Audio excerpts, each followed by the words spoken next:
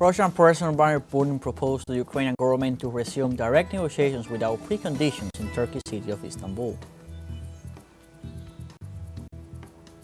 China and Latin American and Caribbean countries will adopt a joint action plan to shape bilateral cooperation.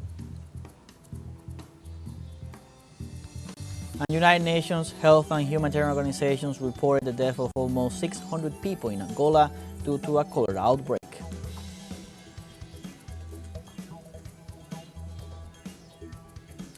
Hello, welcome to From the South. I'm Luis Alberto Matos from the teleSUR studios in Havana, Cuba. We'll begin with the news. Stay with us.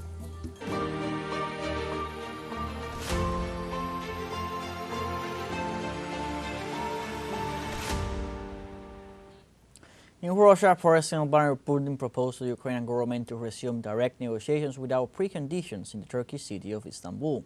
The Russian president detailed that it is necessary to resume the talks that were interrupted at the end of 2022. The Russian head of state also did not rule out that during these talks it would be possible to agree on a new real ceasefire that will be respected not only by Russia but also by Ukraine. The Russian president specified that he proposes to restart the talks without delay next May 15th in Istanbul, where they were held previously.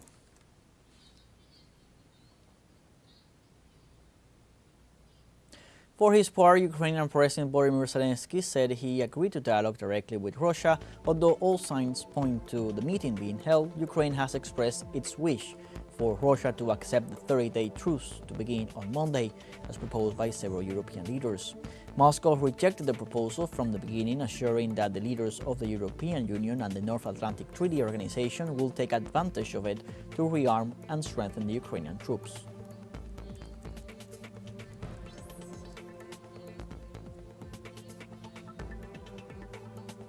And the governments of Belarus and Vietnam signed a bilateral strategic partnership agreement within the framework of strengthening friendly ties.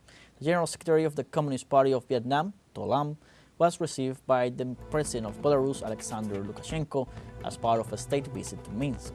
The Belarusian President highlighted the friendly ties with Vietnam and emphasized that it is a key partner in the region with which he seeks to expand long-term cooperation in different areas of bilateral interest. The agenda included cooperation in military training, memorandums of understanding on digital transformation, economy, science, technology and innovation, cultural cooperation for 2026-2028, and the pharmaceutical sector.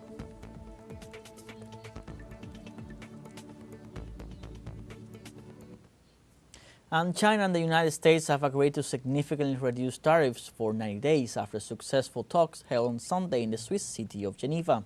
After generating severe damage to world trade, the U.S. tariff policy received an important lesson as the nation agreed to cut its tariffs on Chinese products by more than 100% for 90 days. In a joint document, both nations commit to reduce tariffs, U.S. from 145% to 30% on China, while Beijing will reduce them from 125% to 10% on Washington's imports.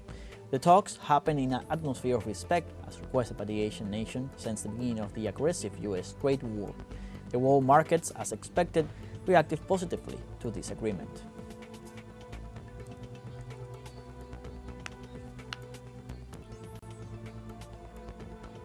And following the agreement between China and the United States to reduce tariffs, investors returned to equities, driving a 3% rise in S&P 500 futures.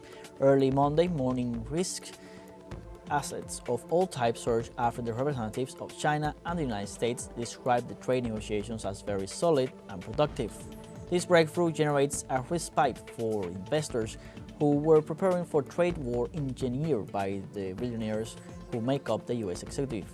The momentum is expected to be maintained after the final agreement document signed this Monday in Geneva.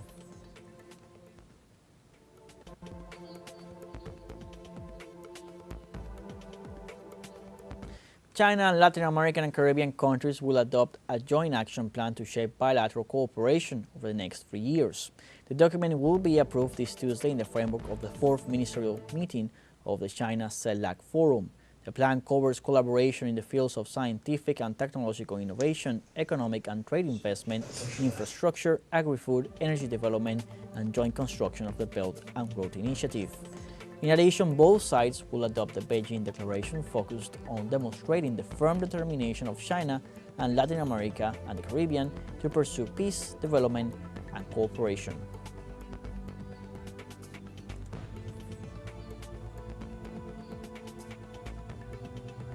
And in this regard, Venezuelan Foreign Minister Ivan Hill said the following upon arriving in Beijing: "We are in China to participate in the 4th Ministerial Forum between China and the Community of Latin American and Caribbean States, a significant event to strengthen our multilateral relations. At the beginning of our working day, we had the privilege of meeting with the Foreign Minister of China, Wang Yi. During this meeting, we discussed the expansion of the strategic partnership between China and Venezuela and reaffirmed our joint commitment to move towards a multipolar world."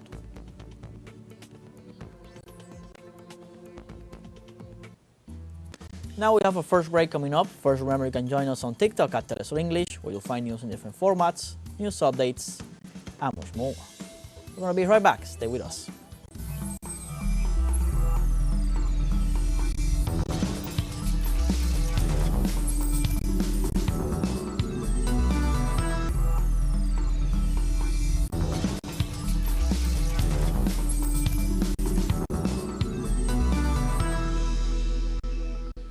Welcome back. India and Pakistan declared a ceasefire hours after the two nuclear nations accused each other of violating the recently announced truce. This fragile truce was sealed last Saturday after 4 days of attacks and retaliations that resulted in the death of at least 60 people and prompted the displacement of thousands. The unexpected total and immediate cessation of hostilities was announced by President Donald Trump after a series of talks mediated by the United States. Experts say that this confrontation was the worst outbreak of violence since the last open conflict between the two powers in 1999.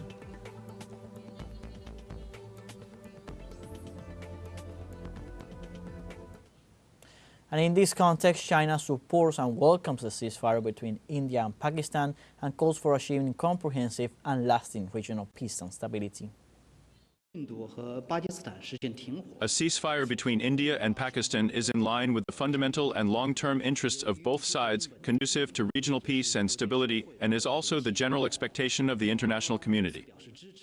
China supports and welcomes this. India and Pakistan are neighbors that cannot be moved away and are also China's neighbors.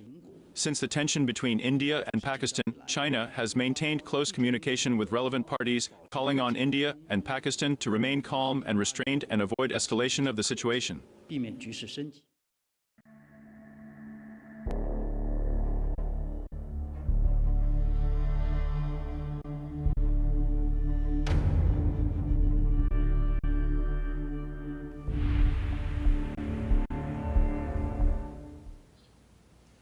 In Palestine, the Israeli occupation army committed a massacre early Monday morning after it bombed a school sheltering displaced families in Jabalia, northern Gaza. The Israeli forces shelled the Fatima bint Assad school where several displaced families were sheltering. In this context, at least 17 people were killed, among them 5 children and 4 women.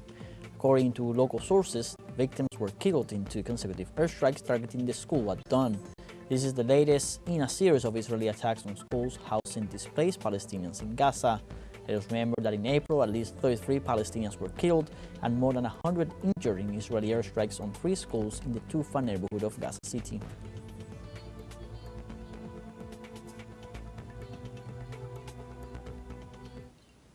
And the humanitarian crisis in Gaza is worsening as the days go by.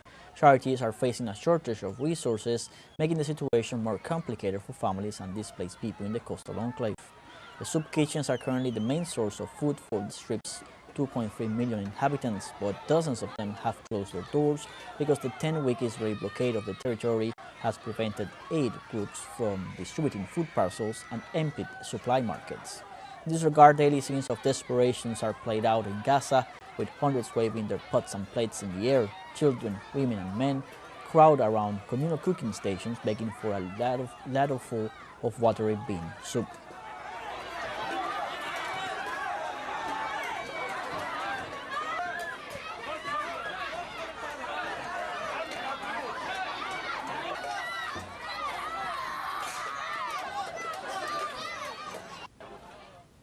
And the Palestinian resistance confirmed Monday the release of U.S.-Israeli serviceman Edan Alexander. The direct agreement between Hamas and Washington generated uneasiness in Israel. U.S. Special Envoy for the Middle East, Steve Witkoff, is currently in Tel Aviv. The office of Israeli Prime Minister Benjamin Netanyahu stated that this action does not imply any change in the plans that Israel has for Gaza and reiterated that there was no concession to the resistance. Sources close to the negotiations confirm a rift between Washington and Tel Aviv.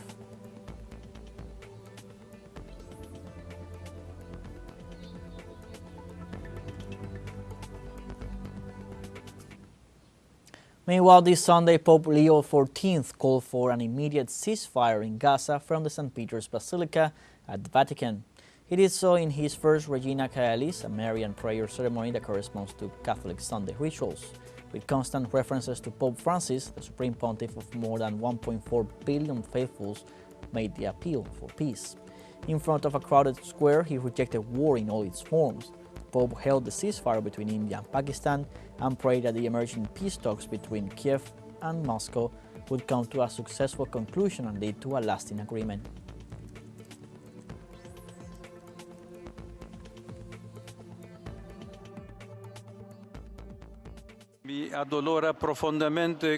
I am deeply saddened by what is happening in the Gaza Strip. Let the fighting cease immediately.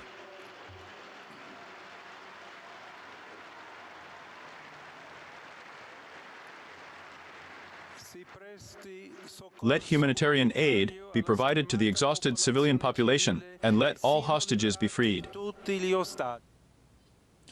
In Ireland, citizens demonstrated to express their support for Palestine and demand an end to Israeli occupation of Arab territories.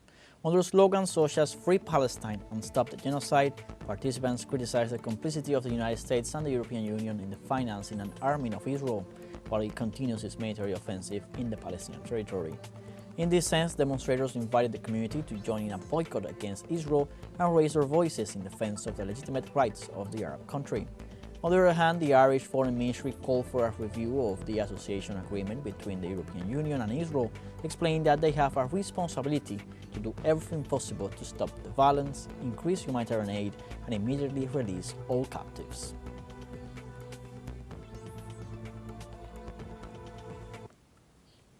And Norway's sovereign wealth fund sold all its shares in Israel's past retail and energy due to the company's involvement in fuel to illegal settlements in the occupied West Bank. The decision marks the second such investment since the fund's Council on Ethics adopted stricter ethical guidelines in August 2023 for companies involved in Israel's activities in the occupied Palestinian territories. Norges Bank Investment Management, which manages the government's pension fund, reported that the Israeli company is involved in serious violations of the rights of people at war.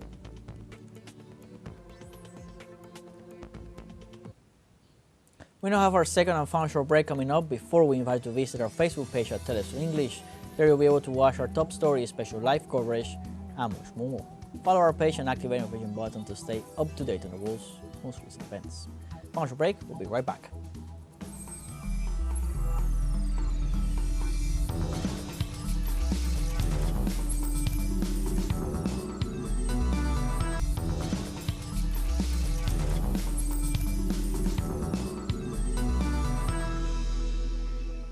Welcome back. United Nations Health and Humanitarian Organizations reported the death of almost 600 people in Angola due to a cholera outbreak. In addition, the Angolan Ministry of Health confirmed that the disease has spread to 17 of the 21 provinces of the country since the beginning of 2025. UN agencies reported more than 18,000 cases of cholera infection up to the beginning of 2025, and rapid response teams were deployed to try to stop the spread. Previously, the African nation launched a vaccination campaign that reached up to 1 million citizens with a mortality rate of 3.2%.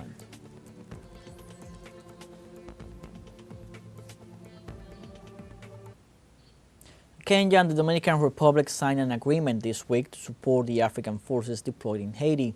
Kenya Foreign Minister Musalia Mudavadi made the announcement during his visit to the United States. The diplomat explained that the agreement includes medical evacuations, assistance to the wounded, as well as access to Dominican territory, among other aspects. Several meetings are expected to take place to finalize these and other initiatives.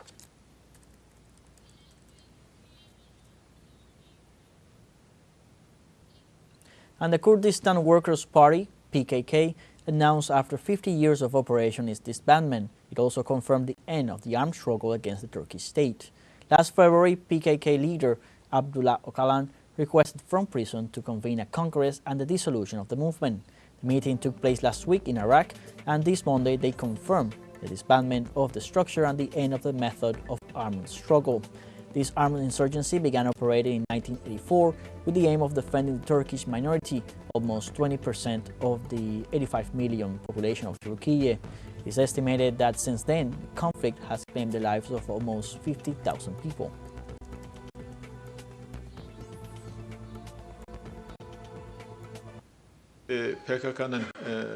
I think the decision made by the PKK is an historic and important decision.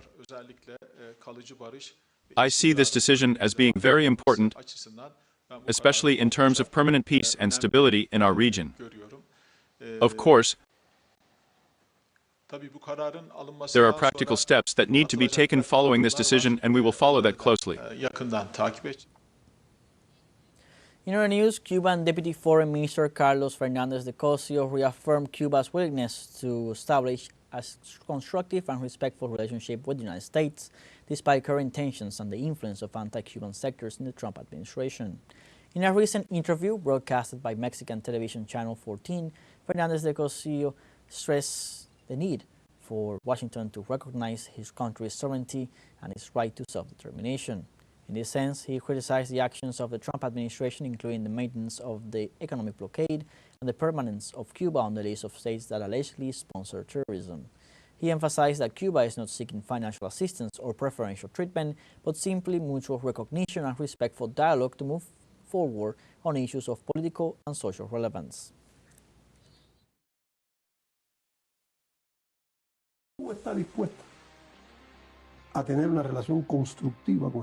Cuba is willing to have a constructive and respectful relationship with the United States.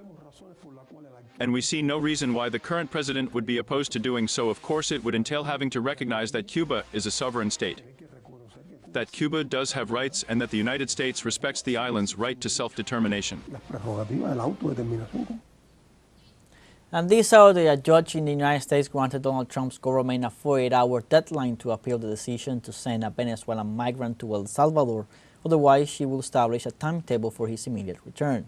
Judge Stephanie Gallagher ordered the executive to facilitate the return of Daniel Lozano Camargo, a 20-year-old Venezuelan citizen native of Maracaibo City and resident of Houston, Texas. The young man was sent to the Central American nation on March 15th, as well as Salvadoran Kilmar Abrego Garcia. The magistrate determined that he should not have been expelled under the Enemy Aliens Act and rejects that the government ignores legal procedures.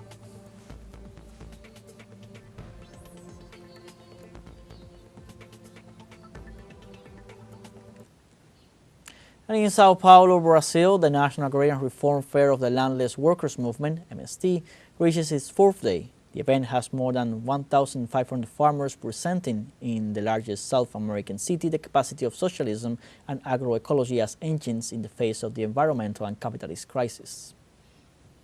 Sabores, texturas y otras sensaciones transitan largos corredores. Smells, flavors, textures, and other sensations travel long corridors with more than 560 tons of fruits, vegetables, seeds, fresh and processed products from various regions of Brazil marketed by the National Agrarian Reform Fair. In times of climate collapse, biodiversity is the way forward. Existe sempre uma enorme conectividade. There is always a huge connectivity of biodiversity with the production of agricultural products for food, because each biome evolved over tens and even hundreds of millions of years. Evoluiu em dezenas até centenas de milhões de anos. Então nós vamos sempre levar. So we have to consider that and not simply remove all the biodiversity and replace it with just a single agricultural plantation. Por uma cultura agrícola, por uma pastagem para pecuária. Então é isso que o que a ciência This is what science has clearly demonstrated, called regenerative agriculture, when you have an element of agricultural culture surrounded by the biome of that region. Cercado ao redor pelo bioma daquela região, por exemplo, aqui. La manutención de las florestas nativas sirve como instrumento para The maintenance of native forests serves as a tool to balance the climate and in turn protects cultivated areas from the increasingly frequent and intense extreme weather events. The Landless Movement launched a council for the implementation of the Plant Trees, Produce Healthy Food campaign, which aims to plant 100 million native trees throughout Brazil by 2030. De árboles nativos en todo Brasil hasta el año 2030. Our project preserves the environment. It has the clarity that for us to exist with popular agrarian reform, it is necessary that there be mutual respect and cooperation with the environment.